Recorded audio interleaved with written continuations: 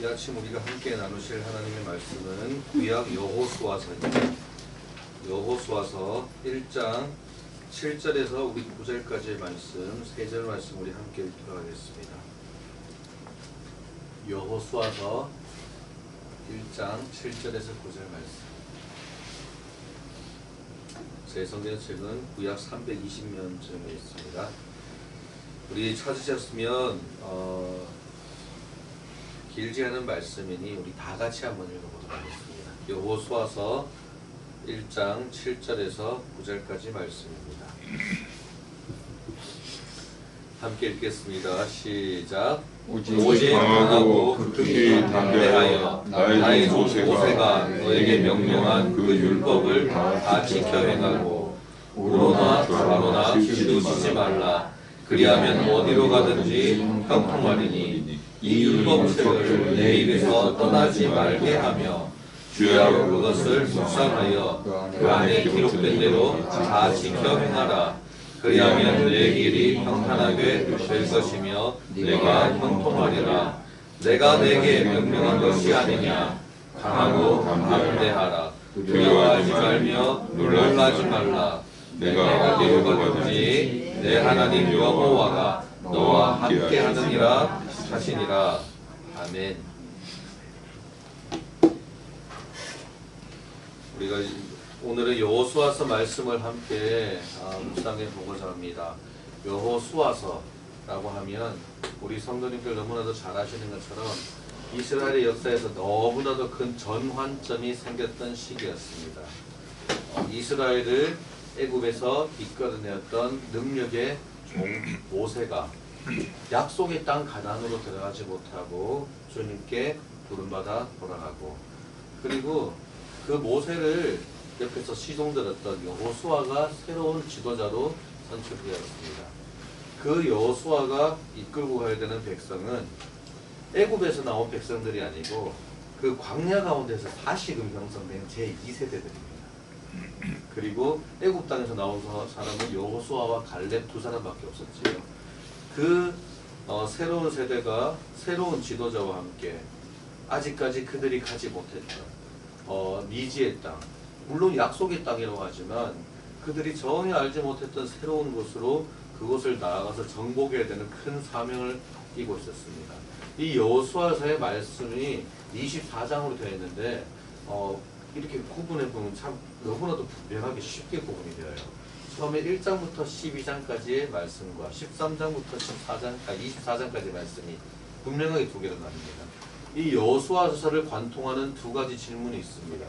그것이 바로 뭐냐면, 첫 번째, 과연 이스라엘 백성이 이 가나안 땅에 어떻게 해서 들어오게 되었는가, 그 가나안 땅에 들어오게 된 과정을 다루고 있는 것이 제가 앞서 말한 첫 번째 12장입니다. 1장부터 12장까지.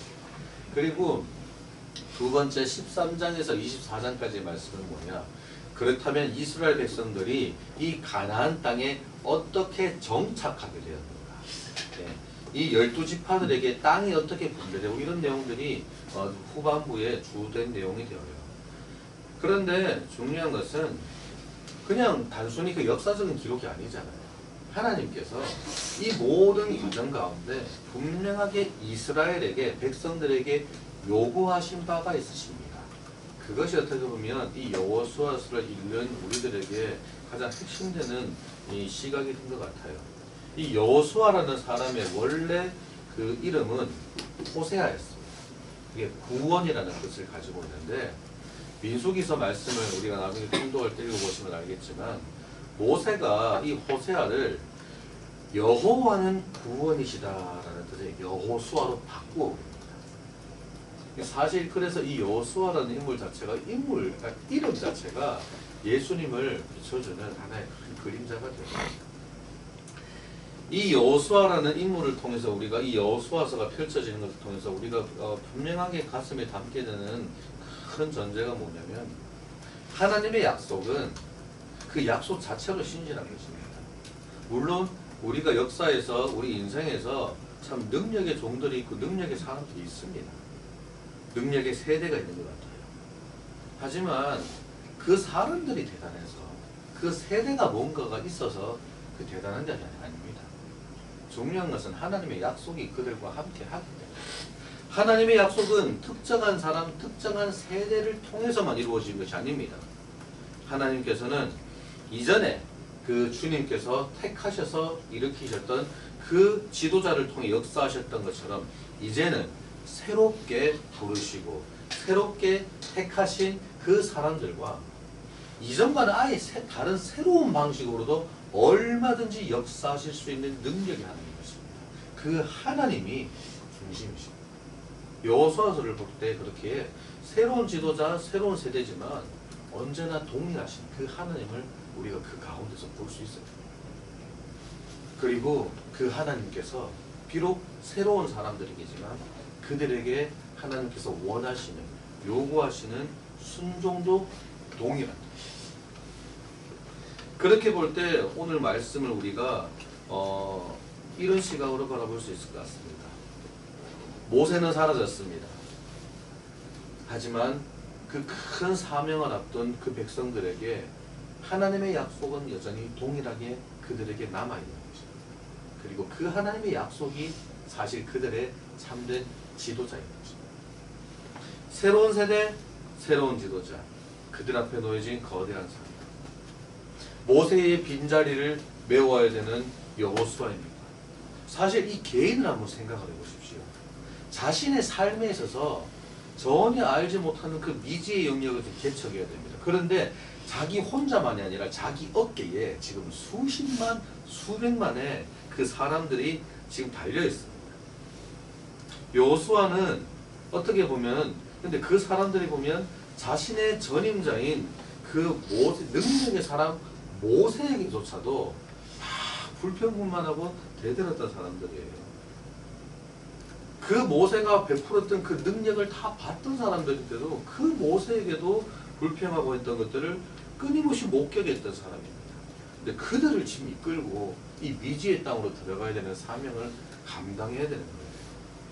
그런데 제가 말씀드렸던 것처럼 지금 여호수아서 이 시작할 때 정말 그 여호수아의 마음을 일으키시는 한 분이 계시죠. 중요한 것은 여호수아가 백성을 이끄는 게 아닌 거예요. 바로 하나님께서 이끄시는 것입니다. 그렇기에 그 하나님께서 자기가 새롭게 일으키시는 그 당신의 종인 여호수아에게 메시지를 주십니다. 오늘 우리가 읽었던 본문인데요. 거기에 보면 강하고 담대하라 라는 메시지가 반복됩니다. 우리가 7절부터 9절 읽었지만 뭐 문장이 자연스럽게 그렇게 연결돼서 제가 그렇게 읽었는데요. 바로 앞에 한 절 6절까지 포함하면 강하고 담대하라는 말이 이 짧은 구절에 3번이나 계속 반복해서 나옵니다.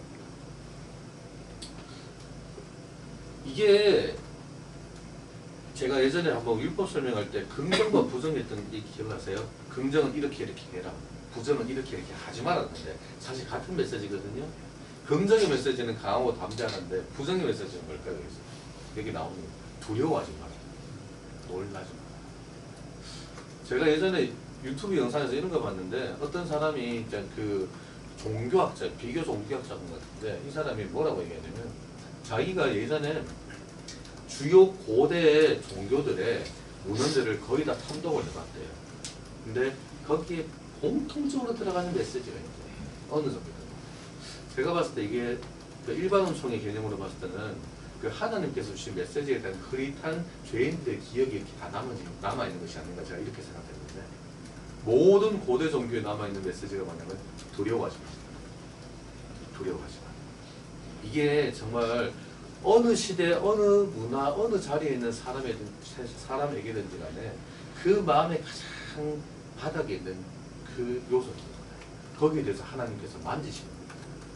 두려워하지 마라. 강하고 담대하라. 두려워하지 말아라. 여러분 민수기서를 읽고 이쪽으로 넘어오시면 이게 무슨 내용인지 더 와닿으십니다. 항상 가데스 바네아의 그 12정탐꾼 사건이 떠오르게 되는 거 아닙니까?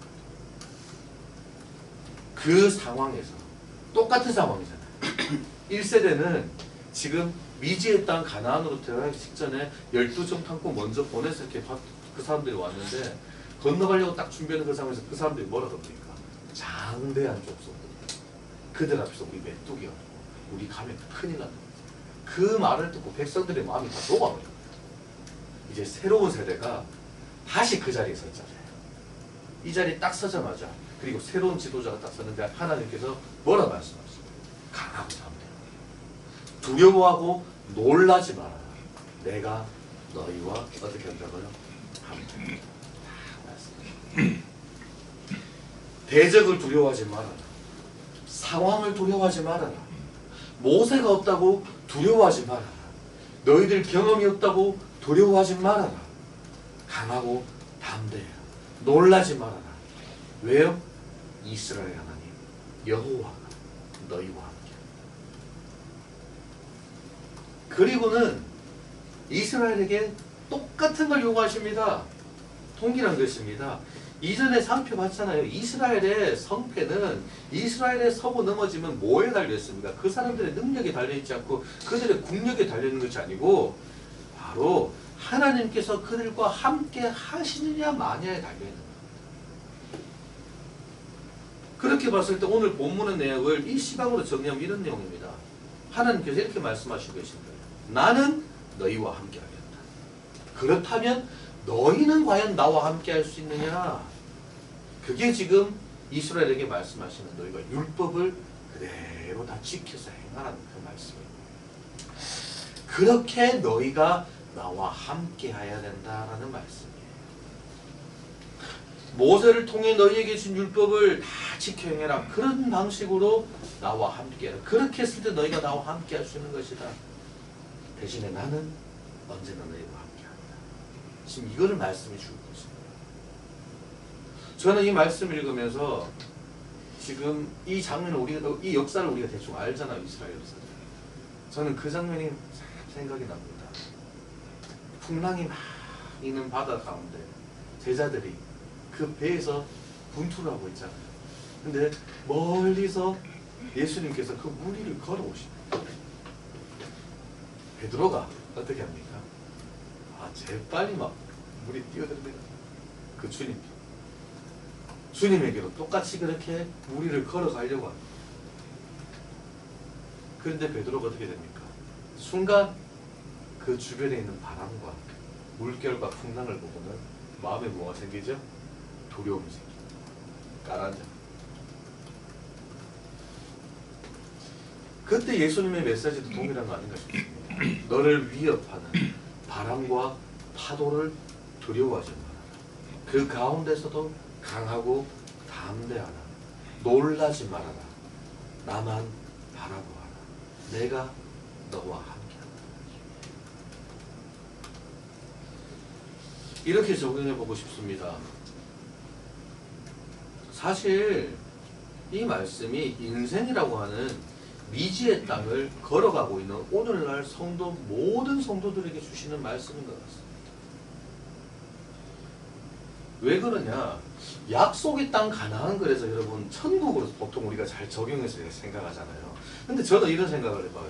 가나안이 진짜 천국이 맞나? 가나안에 대적들이 있는데 천국에는 대적이 없어야 되잖아요. 천국은 우리가 전공하는 게 아니거든요. 어찌 보면 가나안이라는 것은 구원받은 백성들이 살아가야 될 삶을 보여주는 것이에요. 그 인생을 보여주는 것이 아닌가. 순종을 요구하죠. 약속하신 거예요. 우리에게 주어진 거예요. 그런데 우리가 어떻게 해야 되는 거예요? 순종함으로 접목해야 되는 거예요. 그게 구원받은 성도들이 살아가야 될 인생인 것 같아요. 미지에 몰라요. 근데 하나님께서 우리에게 주셨대요. 세상은 여전히 견고하고 거대해 보입니다. 그 세상 가운데 우리가 대하게 되는 그 장면 하나하나, 우리의 인생의 순간 하나하나는 정말로 장대한 족속들 같습니다. 그 세상 앞에 우리가 보기에도 우리 스스로는 메뚜기처럼 작아 보입니다. 하지만 하나님께서는 그 땅을 우리에게 이미 주셨습니다. 그 땅 가운데 생육하고 번성하고 땅에 충만하고 그것을 다스리라고 하셨습니다. 우리에게 주신 사명입니다. 그리고는 우리를 향해 동일하게 말씀해 주시는 것입니다. 강하고 담대하라. 두려워하지 말고 놀라지 말아라.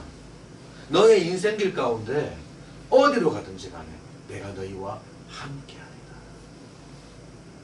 그것이 가나안 땅으로 들어가는 이 이스라엘 백성들처럼 구원받은 우리가 이 인생을 살아가는 것 하나님께서 우리에게 주시는 그 확신이 아닐까 생각을 해요.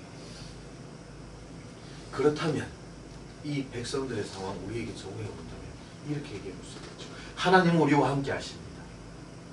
그래 우리는 하나님과 과연 함께 하고 있는 것입니다. 예전에 제가 새벽 기도하면서 한번 이거 인용했던 것 같습니다. 아브라함 링컨 대통령이 그 프란시스 카펜터라는 사람과 담화에서 남긴 말이 있죠. 다시 한번 그 말을 되새겨 봅니다. 나는 주님께서는 항상 의인의 편에 서 계시다는 것을 잘 알고 있습니다. 하지만 내가 계속 염려하면서 기도하는 바는 나와 이 나라가 과연 우리 주님의 편에 서 있어야 한다는 점입니다. 이거를 우리 한국 분들이 목사님들이 인용하실 때 이렇게 잘 바꿔서 많이 인용했었죠. 하나님께서 우리 편에 서 계시기를 기도하지 말고 우리가 하나님 편에 서 있을 수 있도록 도와주십시오. 이렇게 기도합시다. 이 말은 많이 들어보셨을 거예요. 이렇게 각색을 해서 많이 말씀하시는 겁니다.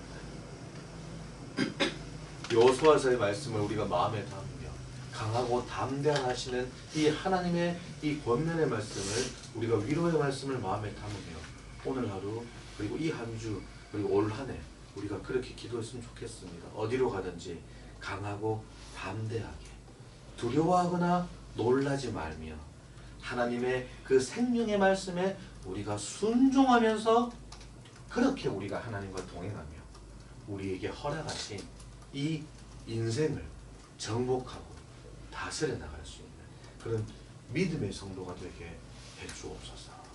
우리가 그렇게 기도할 수 있는 우리 모든 주님의 십자가 교회 성도님 되시기를 간절히 바랍니다. 우리 시간 다 같이 찬송가 393장입니다. 오 신실하신